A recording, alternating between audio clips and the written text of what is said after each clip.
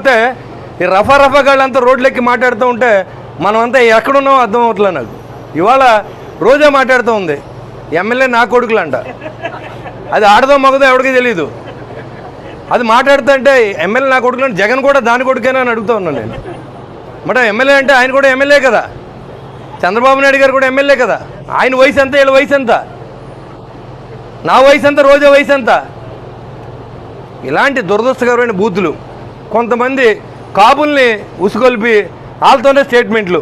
అంబటి రాంబాబు, పేరు నాని, పనికిమాల వాళ్ళంతా వచ్చి దబ్బుంటే అరెస్ట్ చేసుకోమన్నారు. వీళ్ళు ఒకటే వంక. వీళ్ళందరూ ఏమో ఇళ్లలోని ఆడవాళ్ళు తిట్టి, చంద్రబాబు గారిని తిట్టి, కన్నాలు వేసి, వీళ్ళందరూ ఇవాళ ఏంటంటే కక్ష సాధింపు పేరుతో మేము జైలుకి వెళ్తున్నాం, మళ్ళీ కూటమి ప్రభుత్వం కక్ష సాధిందని చెప్తూ ఉన్నారు. వేల కోట్ల రూపాయలు కుంభకోణాలు ఉన్నాయి లోకోడ వెనకాల. ఇవాళ మిథున్ రెడ్డిని అరెస్ట్ చేశారు. రాబోయే రోజు జగన్మోహన్ రెడ్డిని కూడా అరెస్ట్ చేస్తారు. దాంట్లో ఎలాంటి ఆశ ఇది లేదు. ఎందుకంటే గజ దొంగ అతను. వీళ్ళందరూ మామూలు దొంగలేదు, గజ దొంగ.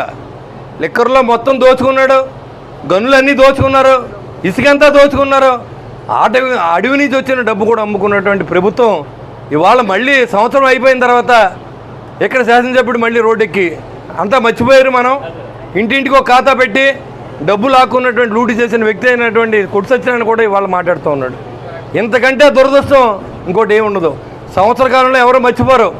ఇవాళ బాధితుల సంఘంగా కొట్టు సత్యనారాయణ బాధిత సంఘాన్ని కూడా ఏర్పాటు చేయబోతూ ఉన్నాం. ఎవరైతే డబ్బు ఇచ్చి మోసపోయారో ఉద్యోగులు కానీ వాళ్ళందరూ కూడా నా దగ్గరకు వచ్చి చెప్పారు. ఆ లిస్ట్ కూడా నా దగ్గర ఉంది. ఇలాంటి వ్యక్తులు రాజకీయాల్లో ఉంటే మాజీ శాసనసభ్యులు ముళ్ళపూడి కృష్ణారావు గారిని వేదిక నాల్చవలసి కోరుతున్నాం.